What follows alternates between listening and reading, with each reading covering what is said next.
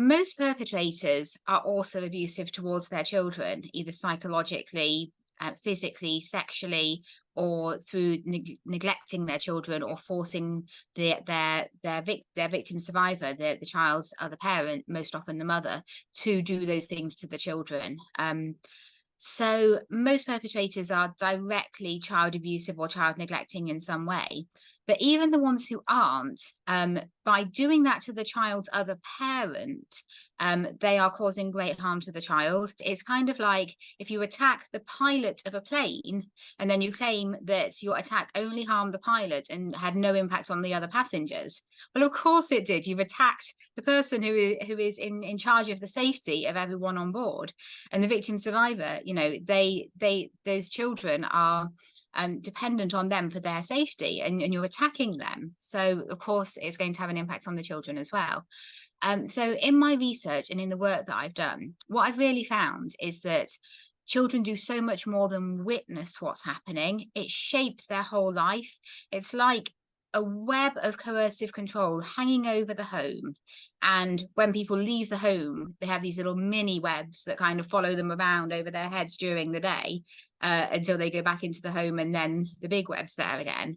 And everything in the web is all the perpetrator's rules and expectations and the things you have to do and the things you can't do.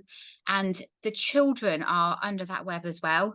You know, they are living with the control, with the rules. They know what they need to do to please the perpetrator. They know what will agitate the perpetrator, and they're trying to keep on top of all of the perpetrator's demands as well.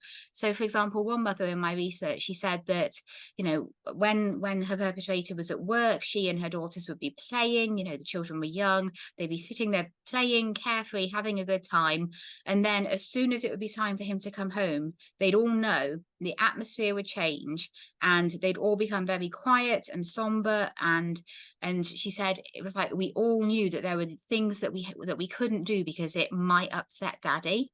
And we all knew that, even though the children were just like 3 or 4 at the time. And when he came home, if he wanted to spend time with his children, then he would demand that they spend time with him. And he would say they were his girls, and he would expect a very affectionate response from them and see them as a kind of possession that had to respond to him the way he wanted. And of course, children don't usually react that way. You know, they don't usually exist to please their parent. They have their own independent identities, but he expected this, that they were existing to please him. But if he didn't want to play with them and he wasn't in that mood to play with them, he expected them to disappear. That's what the mum said. She said it was like he expected them to disappear, to be quiet, to have no needs, to not mention anything that they needed or wanted, and just to sort of disappear into the wallpaper of the house and be gone. Which again is wildly unrealistic. Children can't do that, but that's what he expected. And so that's what the children were trying to do. So they were trying to calculate, you know, does he want me to be affectionate right now or to disappear? And so it was totally distorting their normal, healthy, childlike behavior. And many children describe that. They say they couldn't be themselves. They couldn't shout. They couldn't run around. They couldn't just be carefree children. They were having to adjust themselves to what their perpetrator expected of them. Some of them were very worried about their mothers and were doing a lot to try to look out for their mothers. Others just tried to keep out of the way altogether and to kind of remain invisible. And some children even align with the perpetrator because they sense that the perpetrator is the one with the power. They sense that usually their mother is the one who's under attack, and they perceive that it's not safe to align with her.